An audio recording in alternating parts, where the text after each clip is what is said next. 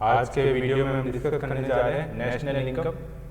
National income से meaning है कि किसी भी नेशन की एक पर्टिकुलर फाइनेंशियल ईयर में टोटल इनकम कितनी होती है, वो देश की नेशनल इनकम होती है। जैसे हम इंडिया की अभी फाइनेंशियल ईयर चल रहा है 1 अप्रैल 2022 31 मार्च 2021।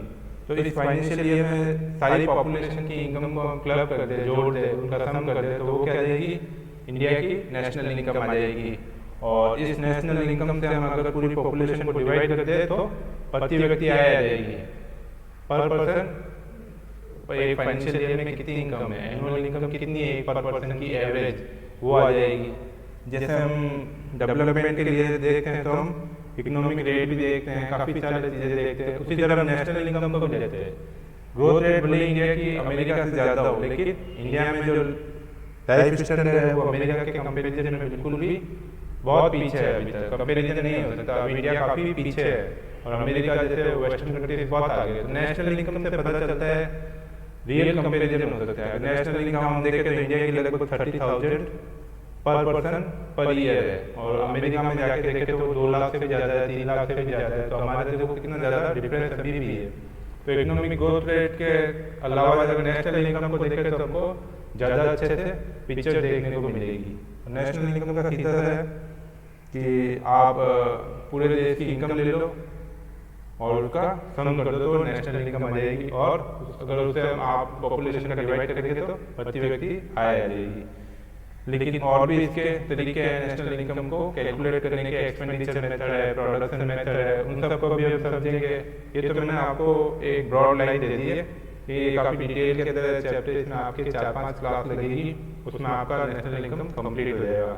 क्योंकि नेशनल इनकम के अंदर ही हम जीडीपी भी समझेंगे, जीएनपी भी समझेंगे, एनएनपी भी समझेंगे, फिर हम नेशनल इनकम पे आएंगे, फिर उसके बाद हम प्रति व्यक्ति आय पे आएंगे। इसके अलावा नेशनल इनकम जो आपका चैप्टर है जीडीपी, जीएनपी, ये कॉम्पिटिशन एग्जाम के पॉइंट ऑफ व्यू से भी बहुत ज़्यादा इंपॉर्टेंट है। कॉम्पिटिशन एग्जाम में काफ़ी इसके क्वेश्चन आते हैं। जो कॉम्पिटिशन एग्जाम में आपका इकोनॉमिक्स का पार्ट होता है या फाइनेंस का पार्ट होता है, उसमें से नेशनल इनकम के काफ़ी क्वेश्चन बनते हैं। ये चैप्टर आपके कॉम्पिटिशन एग्जाम के पॉइंट ऑफ व्यू से भी इम्पोर्टेंट है। और नेशनल इनकम को अच्छे से समझने के लिए इसके कॉन्सेप्ट को हम चलते हैं नेक्स्ट स्लाइड पे। नेशनल इनकम, इसको हम पहले रीड कर लेते हैं, फिर इसको डिस्कस करेंगे। National income means the value of goods and services produced by a country during a financial year. Thus, it is the net result of all economic activities of any country during a period of 1 year and is valued in terms of money. National income is an uncertain term and is often used interchangeably with the national dividend, national output and national expenditure. अब इसमें ये कह रहा है कि ना produce क्या कह रहा है, जो गुड्स और सर्विसेज सारी जो प्रोड्यूस होगी वो एक फाइनेंशियल ईयर में नेशनल इनकम हो जाएगी। या फिर इसको नेशनल इनकम को मानने के लिए क्या कह रहे हैं, ऐसा नहीं कि इंडिया ने इतना प्रोडक्शन कर दिया, उतना प्रोडक्शन, वो जो प्रोडक्शन होगा वो हम किसके टर्म में बताएंगे, मनी के टर्म में बताएंगे। ऐसे नहीं कहेंगे इंडिया ने इतना मैट्रिक टन गेहूँ का उत्पादन कर दिया, इतने टन इस्पात बना दिया, स्टील बना दिया, इतने किलोमीटर सड़कें बना दी। तो इसको है ना ऐसे क्वांटिटी में जो मेजर करना है वो मनी में मेजर करना है। तो जैसे हम उसका वैल्यू लेंगे, कितने की सड़कें बना दी, कितने लाखों करोड़ों की हमने पुल बना दिए, कितने का हमारा गेहूं उत्पादन हो गया, कितने का हमारा स्टील का उत्पादन हो गया, उन सबको जो सेवाएं और जो गुड्स होगी, सर्विसेज और गुड्स होगी, उसका हम सम कर देंगे तो एक किसी फाइनेंशियल ईयर की हमारी नेशनल इनकम आ जाएगी। अब मैं कह रहा हूँ नेशनल इनकम को इसने क्या कहा, इंटरचेंजेबिलिटी है। इंटरचेंजेबिलिटी मतलब अगर हम या तो नेशनल इनकम को लें, सारे जो देश की पॉपुलेशन है उसकी इनकम को जोड़ दे, या फिर आउटपुट को जोड़ दे, या फिर एक्सपेंडिचर को जोड़ दे। तो ये सब कहना इक्वली होती है, क्योंकि लोग जितना कमाएंगे उतना ही खर्च करेंगे। खर्च नहीं करेंगे तो उसका जो एक्सपेंडिचर है उसके अंदर खर्च के अलावा जो इन्वेस्टमेंट है वो भी शामिल है। अब कोई पर्सन है तो 10,000 कमा रहा है, अगर वो 8,000 खर्च कर रहा है और 2,000 रुपये सेविंग कर रहा है तो 2,000 को भी एक्सपेंडिचर में शामिल कर देंगे। इसके अंदर एक्सपेंडिचर के अंदर इन्वेस्टमेंट भी शामिल है। और इनकम के अंदर इनकम हो जो भी प्रोडक्शन होगा उससे किसी न किसी फैक्टर को इनकम होगी। तो प्रोडक्शन के अंदर फैक्टर होता है ना, लेबर होती है, रेंट होता है, और एंटरप्रेन्योर होता है, और जो लोन देने वाला, जो फाइनेंस करने वाले थे वो होते हैं, सब अपने फैक्टर क्या होता है अपनी इनकम लेके जाते हैं। तो उनकी अगर सब फैक्टर्स की इनकम जोड़ दे, सब वेजेस की, जो एंटरप्रेन्योर को प्रॉफिट हो रहा है या जहाँ से फाइनेंस लेके आया उसकी रेंट की इनकम जोड़ दे, तो इन सब फैक्टर को मिला देंगे तो भी वो एक्सपेंडिचर के बराबर हो जाएगा। और या फिर इनकम को जोड़ दे, तो नेशनल इनकम की है ना कैलकुलेशन करते हैं हम कोई भी फॉर्मूले से कर सकते हैं, प्रोडक्शन से भी कर सकते हैं, सारे प्रोडक्शन को जोड़ दे या सारे एक्सपेंडिचर को जोड़ दे या फिर सारी इनकम को जोड़ दे। तो इन तीनों मेथड में से कुछ भी अगर हम यूज़ करेंगे तो उससे हम नेशनल इनकम पे पहुंच जाएंगे। सेकंड है concept of national income. They are number of concept pertaining to national income and method of measurement relating to them. अब इसके अंदर क्या कुछ कॉन्सेप्ट है, जैसे जीडीपी हुआ, जीडीपी, जीएनपी हुआ, एनएनपी हुआ। हम अभी नेशनल इनकम निकालने का इक्वेशन हमने नहीं पढ़ी है, हमने तो अभी ऐसे ही एक ब्रॉड लाइन ली है कि सारी इनकम को जोड़ दे, सारे एक्सपेंडिचर को जोड़ दे, या सारा जो प्रोडक्शन है किसी कंट्री का उसको जोड़ दे। तो ये जब प्रोडक्शन आउटपुट हुआ, एक्सपेंडिचर हुआ या इनकम हुआ, ये इंटरचेंज कर सकते हैं। इसमें से हम किसी भी फॉर्मूले को यूज़ करेंगे तो नेशनल इनकम में पहुँच जाएंगे। पहले हम जीडीपी को समझते हैं। जीडीपी आप लोगों ने काफ़ी न्यूज़पेपर वगैरह में अभी तक पढ़े हुआ, जीडीपी डाउन जा रही है, जीडीपी अप जा रही है। तो हम जीडीपी के कॉन्सेप्ट को समझ लेते हैं, ये भी कंपटीशन एग्जाम के पॉइंट ऑफ व्यू से इम्पोर्टेंट है। GDP is the total value of goods and services produce with in the country during a year. इसमें भी क्या कह रहा है, गुड्स और सर्विसेज जो प्रोड्यूस करते हैं उसका क्या होता है, टोटल वैल्यू होता है। This is the calculate eight market price and is known as GDP at market price. Define GDP at market price as the market value of all output of final goods and services produced in the domestic territory of a country during an accounting year. अब ये जो इसकी definition भी है और GDP की जो हमने कॉन्सेप्ट समझा उसमें क्या है कि एक फाइनेंशियल ईयर में कितना प्रोडक्शन हो रहा है, और ये क्या होता है डोमेस्टिक। जीडीपी में क्या आ रहा है वर्ड ग्रॉस डोमेस्टिक प्रोडक्ट। तो मतलब जो इंडिया के लोग, इंडिया के अंदर जो प्रोडक्शन होगा, मतलब जो इंडिया से बाहर चला गया उसको हम काउंट नहीं करेंगे, या प्रोडक्शन होकर बाहर से आ रहा है उसको हम काउंट नहीं करेंगे। इसमें क्या हो रहा है कि इंडिया के लोग बाहर जाके प्रोडक्शन कर रहे हैं तो डोमेस्टिक प्रोडक्शन नहीं है। इसके अंदर सिर्फ कौन सा प्रोडक्शन लेंगे, जो इंडिया में हो रहा है, भले ही वो एक्सपोर्ट हो रहा है लेकिन इंडिया के अंदर जो प्रोडक्शन हो रहा है उसको हम लेंगे, और इंपोर्ट होके कुछ गुड्स हमारे इधर आ रहा है तो उसको हम लेस कर देंगे। तो सारी गुड्स और सर्विसेज का होता है, उसको सम कर देंगे तो हमारे पास क्या आ जाएगा, जीडीपी आ जाएगा। उसमें हम एक्सपोर्ट को भी जोड़ देंगे और इंपोर्ट होगा उसको माइनस कर देंगे। देश के अंदर जो भी गुड्स बना उसकी टोटल है ये एक तरीके से जीडीपी। हम अगर जीडीपी हमारा डाउन जा रहा है तो हमारे को क्या होगा कि हमारा डाउन जा रहा है तो हमारा प्रोडक्शन कम हो रहा है, लोगों की इनकम ही कम हो रही है, फिर एक्सपेंडिचर कम हो रहा है तो प्रोडक्शन भी कम हो रहा है, डिमांड ही नहीं है। अगर जीडीपी हाई जाती है तो क्या होता है, लोगों की इनकम बढ़ी है, और इनकम बढ़ी है तो लोगों ने डिमांड भी ज़्यादा की है, उस वजह से प्रोडक्शन भी ज़्यादा हुआ। तो जीडीपी का सीधा इकोनॉमिक ग्रोथ से रिलेशन है। अगर जीडीपी डाउन जाती है तो क्या होगा, देश को नुकसान होगा, लोगों की लाइफ स्टैंडर्ड है वो नीचे आ जाएगा, स्टैंडर्ड ऑफ लाइफ नीचे आ जाएगा, क्योंकि लोगों की इनकम कम हो जाएगी। तो जीडीपी जब नीचे जाती है, जैसे करेंसी बैन हुआ था, जीडीपी नीचे चलेगी। क्यों? क्योंकि लोगों के पास परचेजिंग पावर कम हो गई थी। लोगों के पास उस टाइम, जैसे अभी कोरोना पेंडेमिक आया तो उसके अंदर भी क्या हुआ, कोरोना के अंदर लोगों के पास इनकम कम हो गई, उस वजह से लोगों के पास इनकम कम होने से लोगों ने डिमांड भी कम की, उस वजह से क्या हुआ, लोग प्रोडक्शन भी कम हो गया कंट्री का, काफ़ी सारी फैक्ट्रियाँ वगैरह बंद हो गई, तो देश की जीडीपी डाउन आ गई थी और उस वजह से ग्रोथ रेट भी डाउन आ गई थी। तो ये जीडीपी है जिसके अंदर सारा गुड्स और सर्विसेज होगा जो प्रिपेयर होगा इंडिया के अंदर, डोमेस्टिक प्रोडक्शन जो होगा उसको हम पूरा ले लेंगे। There are 3 method way to measure GDP: products method, income method, expenditure method. तो हम जीडीपी की जो कैलकुलेशन करते हैं उसके हमारे पास अभी यहाँ पे 3 मेथड है। These 3 method of calculating GDP yield the same result because national product, national income और नेशनल एक्सपेंडिचर, ये तीनों क्या इक्वल है। नेशनल प्रोडक्ट इक्वल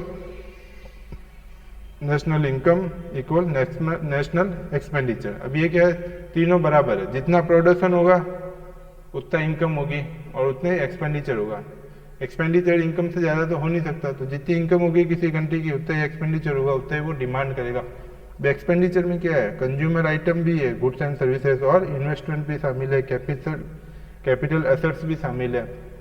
जो सारी इनकम होगी उससे उतना ही एक्सपेंडिचर होगा और इतना ही जितना डिमांड होगी इनकम होगी उसी के अकॉर्डिंग प्रोडक्शन होगा। तो ये तीनों क्या है, इक्वल है। अब हम किसी भी मेथड से जाएंगे तो जीडीपी तो सेम ही आएगी। पहले हम ले लेते हैं प्रोडक्ट मेथड। इसके अंदर क्या करते हैं, in this method the value of all goods and services produce in different industry during the financial during the year is added up. This is also known as the value added method to GDP or GDP at factor cost by industry of origin. The following items are included in India's in this: agriculture and allied services, mining, manufacturing, construction, electricity, gas, water supply, transport, communication and trade, banking and insurance, real estates and ownership of developing and business services and public administration and defense and other services। तो इसके अंदर क्या है, government से लगा के, services से लगा के, गुड्स से लगा के सब कुछ इंक्लूड कर लिया।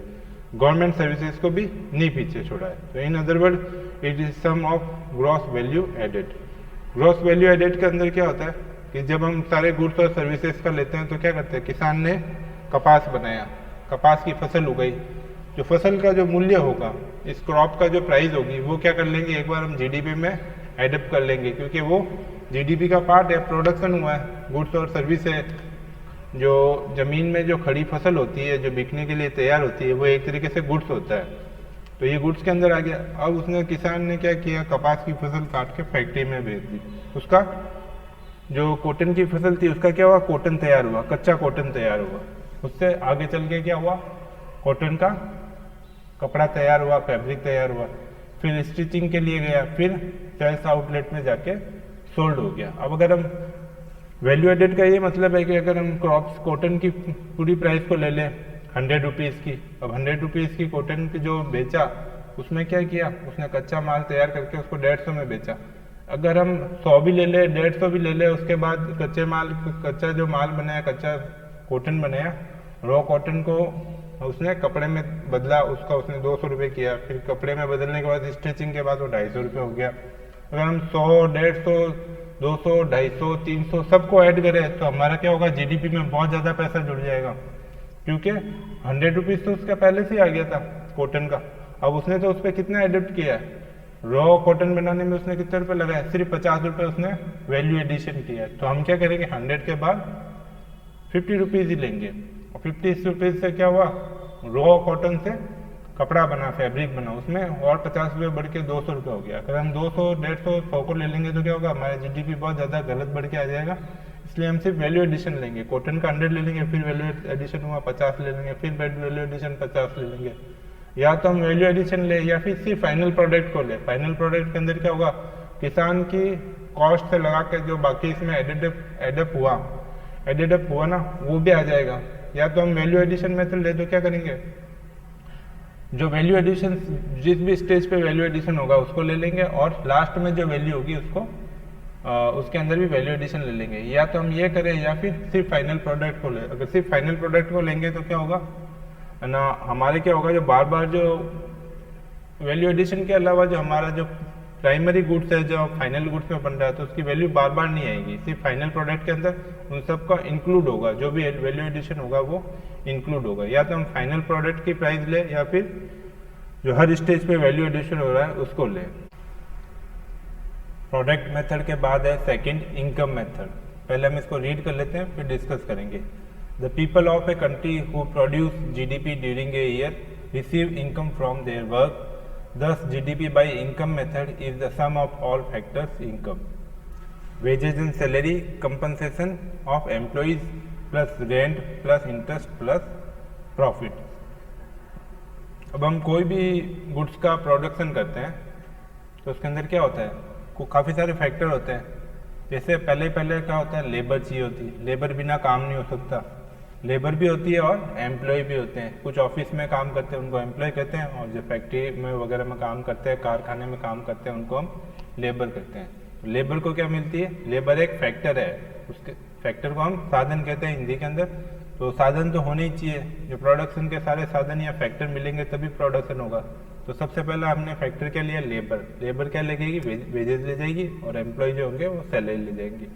फिर क्या होता है, रेंट, फैक्ट्री वगैरह का रेंट है, अब फैक्ट्री वगैरह रेंट है तो वो रेंट लेके जाएंगे। इंटरेस्ट वाले क्या होंगे, इंटरेस्ट लेके जाएंगे जिसने कैपिटल को फाइनेंस किया है, और जो इस सब को प्रोडक्शन कर रहा है, प्रोडक्शन या हाउस ले लो या फैक्ट्री का मालिक ले लो या कंपनी का मालिक ले लो, वो क्या लेके जाएगा, प्रॉफिट लेके जाएगा। और अगर इंटरेस्ट अगर उसने सेल्फ फाइनेंस किया है तो इंटरेस्ट भी वही लेके जाएगा, एंटरप्रेन्योर ही लेके जाएगा। अगर हम इन सब फैक्टर्स की प्रोडक्शन जोड़ने के, जैसे प्रोडक्ट मेथड में तो हमने सबका फाइनल प्रोडक्ट का वैल्यू लिया था या वैल्यू एडिशन को ऐड करके वो लिया था। अगर हम गुड्स एंड सर्विसेज का वैल्यू एडिशन या फाइनल प्रोडक्ट का प्राइस नहीं लेके हम अगर जो उन गुड्स को और सर्विसेज को बनाने में जो फैक्टर काम आ रहे हैं उनकी इनकम का एडअप कर ले तो क्या होगा, उनकी इनकम जो सारी ऐड करके जो एक फिगर आएगा वो भी बराबर ही होगा प्रोडक्ट मेथड के, क्योंकि हमने जो भी सारे फैक्टर प्रोडक्शन में काम आ रहे हैं उन सब की इनकम को क्लब करके